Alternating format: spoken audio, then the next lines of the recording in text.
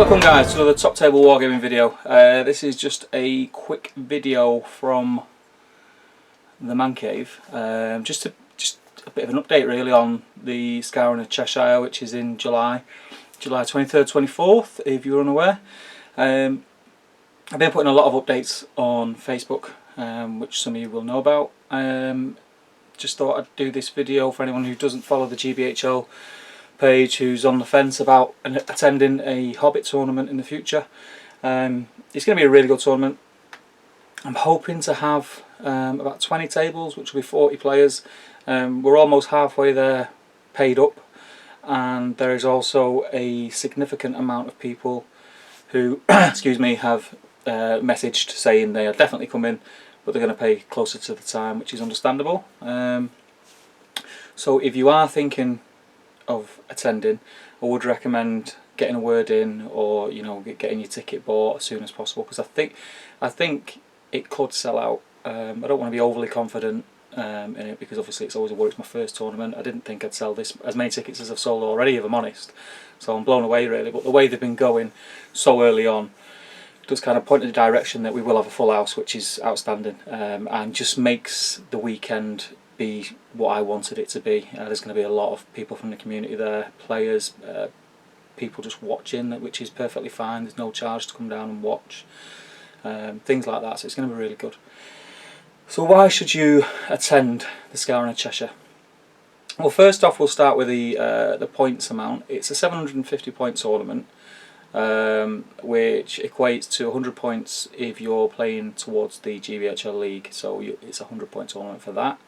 Out of your 750 point allowance, 250 points of that must be used on your two most expensive, or even one. If you get one hero who costs 250 points, that's it, you're covered, but at least two must equate to 250 points, and the rest you can make up as you want. What that does is it lets us have a higher points value, but bring the beefy cool heroes who cost a lot of points, and not bog the games down by just having a load of cheap heroes and horde armies and stuff. There's nothing wrong with those, but with the time constraints we have and the time of the length of the games, it's going to be a much more fun event if you've got the big things there, and it's more of a skirmish type than a horde on horde type day. You still can squeeze hordes in there. There's ways of doing it, Goblin Town, Lake Town, etc.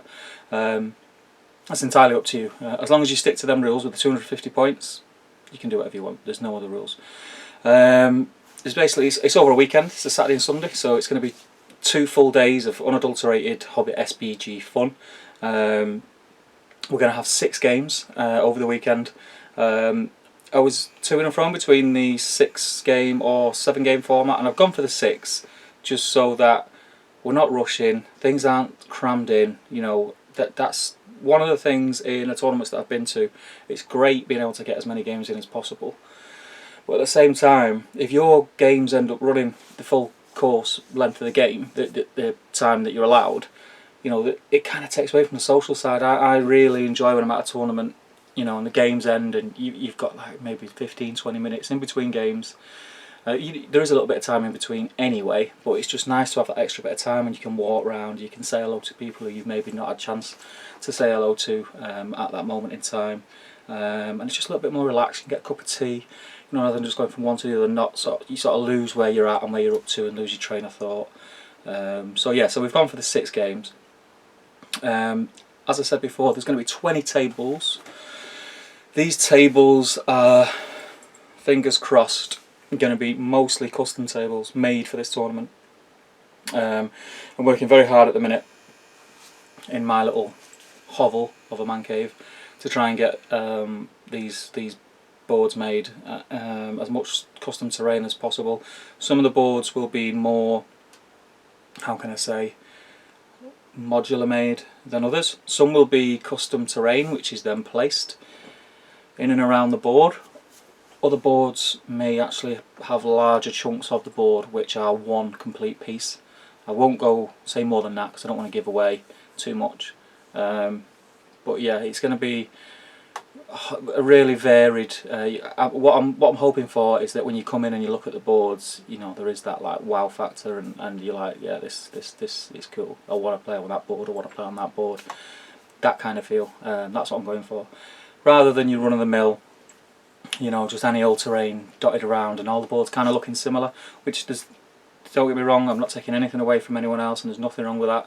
You know, we do what we can. But when I decided to run a tournament, that was one of the things that that was the, well, to be honest, that was the first thing that I thought, I want custom boards made for this tournament. So, you know, it's all, I'm doing all this for you guys so you can play on fun boards and really enjoy it. So yeah, hopefully, you know, it'll have the effect that I want. Also, freebies. Everybody likes freebies. It was the GBHL lads done it at the Redesolation, where they were giving goodie bags out, and I just thought it was a really, really good idea. That stemmed from their visit to America, to the Nova Open. I just think it just adds that little bit of, you know, sort of, it's like saying thanks to, you know, you guys spending money on tickets, your hard-earned cash, you know, and sometimes it's a bit hard to free up cash for playing games and with toy soldiers. So as a way of a sort of a pat on the back and saying thanks, there will be freebies. You've seen the dice. There's a couple of other things that I've got in mind. It's nothing major. They're all small tokens, but you know, it's just something that you can take away and keep to show that you attended the first ever Scouring of Cheshire, and the first of many to come, I hope. So yeah, so you get freebies. One of the coolest things which has come out of me organising this is I've got a couple of sponsorships. Two that have been confirmed already on the Facebook group are from Urban Mats and from Unreleased Miniatures.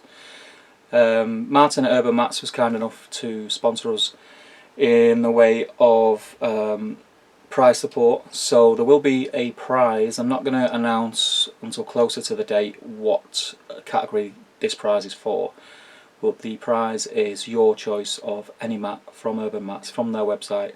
You basically pick it, you let me know which one you want, I'll speak to Martin and we'll get that dispatched out to you, and you'll probably have that within 2 or 3 weeks of the tournament. So that's a really cool prize. The other thing that he's doing is he's given us 3 mats. There's going to be 3 tables which are sponsored by Urban Mats, and the games will be played on their mats on the weekend, which is cool. And they will be available to the players in a way which I've still to make a decision on it, but there will be a way to win or purchase those actual 3 mats for a much lesser price than you would pay for them anywhere else. But again, this will be announced closer to the time. There's a couple of routes that I might go down with that, which I'm not too sure yet. So I'll announce that as and when I make my decision. And then we've got Unreleased Miniatures. Now Adam at Unreleased Miniatures was, in my opinion, overly generous, and I did actually, when I approached him and asked him about a possible sponsorship, and asked him what he thought and what his idea of sponsorship would be, the reply that I got kind of blew me away, and my first reaction was, I can't accept that, it's too much. And he insisted, which is very, very kind of Adam, and he's trying to support the Hobbit community, which is fantastic. So kudos to you, Adam. And he is giving the podium places prizes, so first, second and third will get gift vouchers for to purchase things from the Unreleased Miniatures web store.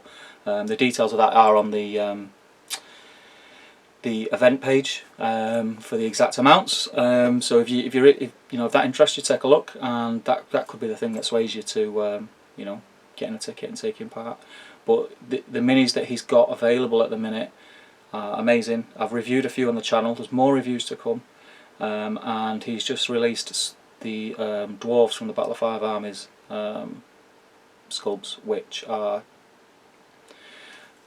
I'm not going to say too much because there's going to be a review video, but if you take a look at the Unreleased Miniatures website, you'll see exactly what I mean. You've probably seen them on the Facebook group, but take a look.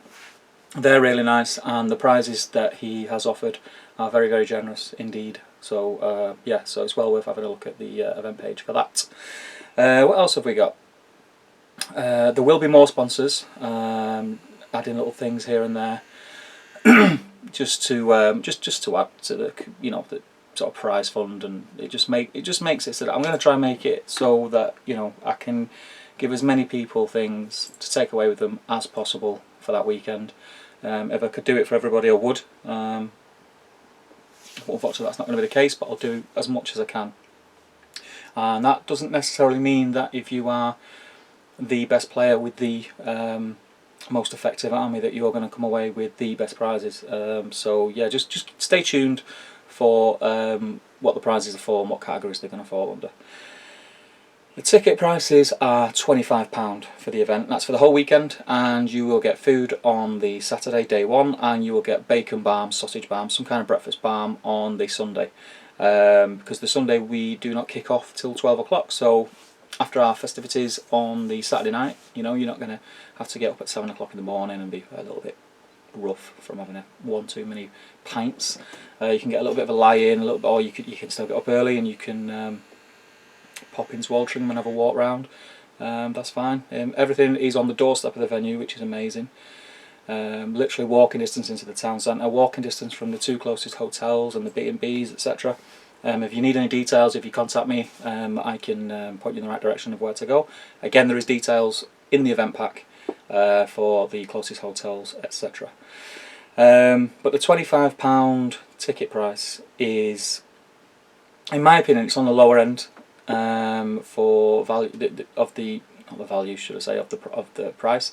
If you look at the other events, they all sort of in and around 30, 35. And I think even at that you get value for money. But what I've tried to do, it's my first event, I've tried to do it as cheap as possible, but also bearing in mind that I need a certain amount to make this event happen. So yeah, so it's on the cheaper end. £25 for 2 days with food, I think is really value for money. Again, I mentioned the venue. It's the St George's Church Hall, which is actually behind the church. St George's is smack bang in the middle of Altrincham. As I said, it's right near the town centre. Literally the tram stop, the train station, the bus terminus is all, I'd say, 3 or 4 minute walk from the church, if that. Depending on how many army cases you're carrying, I suppose. But it's right near all the sort of places that how you're gonna travel, be it train, bus, tram. It's walking distance to the church, and the hotels are on that route, so they're a couple of minutes away. So that's really good. The night out on a Saturday, you don't have to go. What I'm going to try and do is I'm going to arrange probably an Indian or curry house where we can all go, and I'll book a certain amount of tables. So closest to the time, what I'll be doing is I'll be putting a post up asking people who would be interested in having a joint night out, so to speak, how many people want to eat. I'll also be letting you know how much it would be for like a set menu for like 2 or 3 courses, so there's no shocks when you get there. You know exactly what's in store, how much you need to pay to get your meal, etc. And again, you don't have to do that. You can go off and arrange your own meal and meet us for a drink after or something like that. From the curry house, we'll probably go to a pub or a bar and have a few drinks and just talk over the battles of the day and what we've got in plan for day 2. So that'll be the Saturday night. The Saturday nights have kind of become renowned in the GBHL calendar, and I'm hoping that a Saturday night out in Altrincham Town Centre will not disappoint. I don't think it will. It's a nice night out. It's a nice little town centre. I think we'll all have lots of fun.